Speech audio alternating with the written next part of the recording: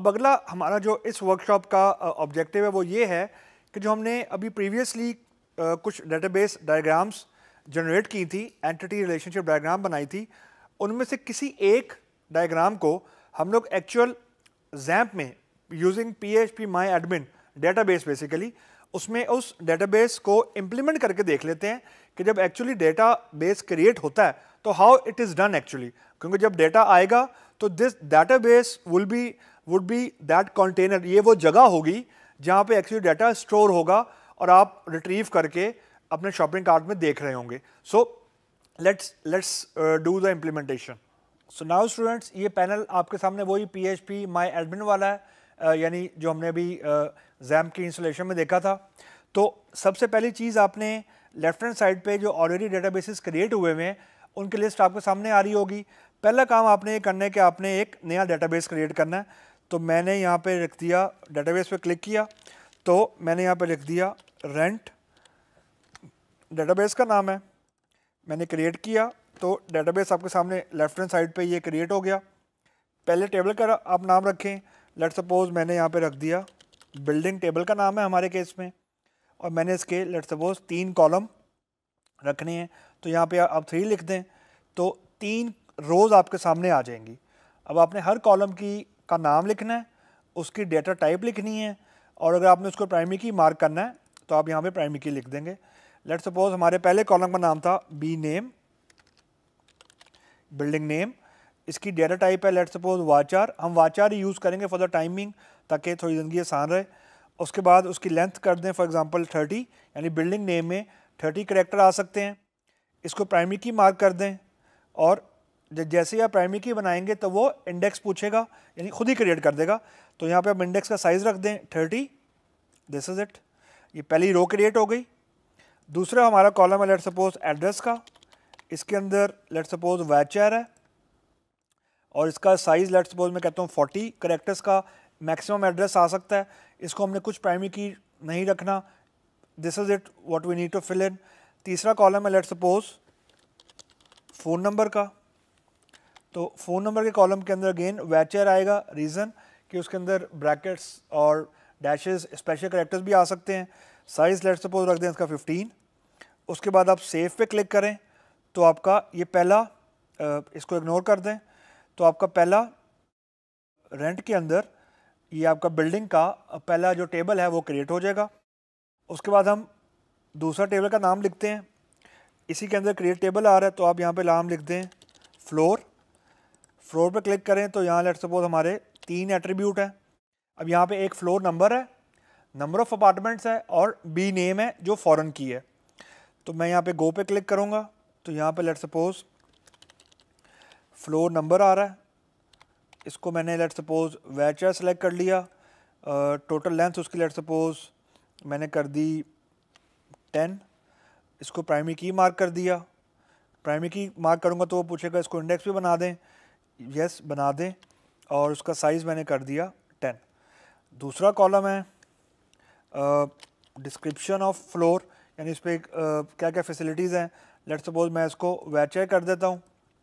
यहाँ पे मैं 30 कर देता हूँ और इसको कोई मार्क नहीं करना. Then we have B name.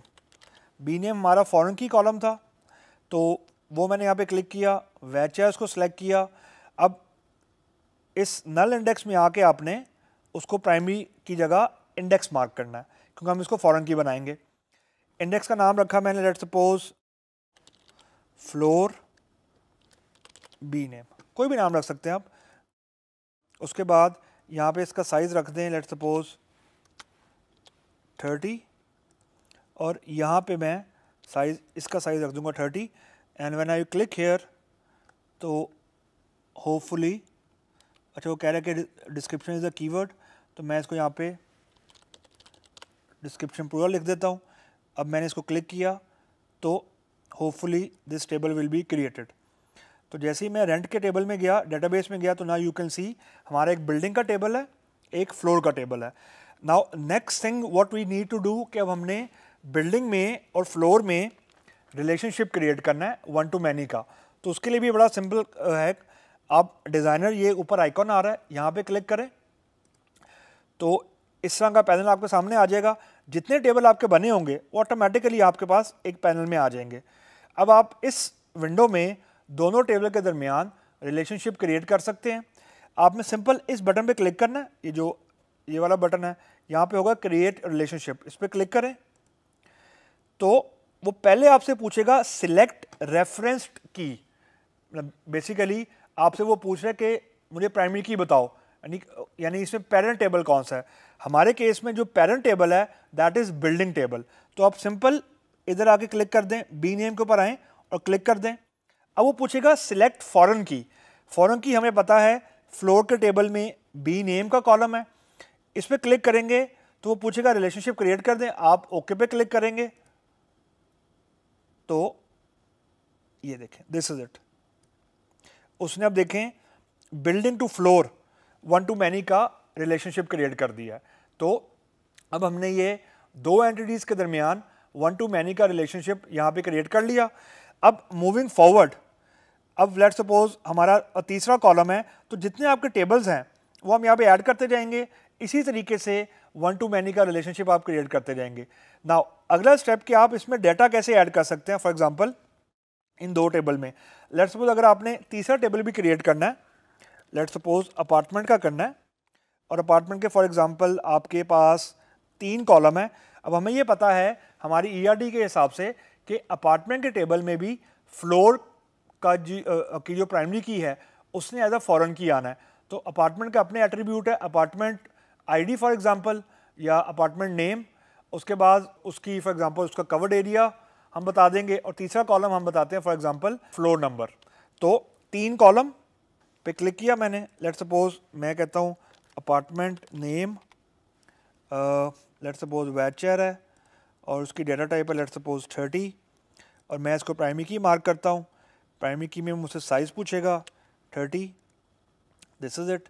उसके बाद मैं कहता हूँ कवर्ड एरिया, आपसे फॉर एग्जांपल वेचर लिखें, आप बता दें कि स्क्वायर फीट है, मल्डा है, जितना भी है आप लेट्स सपोज यहाँ पे कर दें 8 कैरेक्टर्स तक आ सकता है।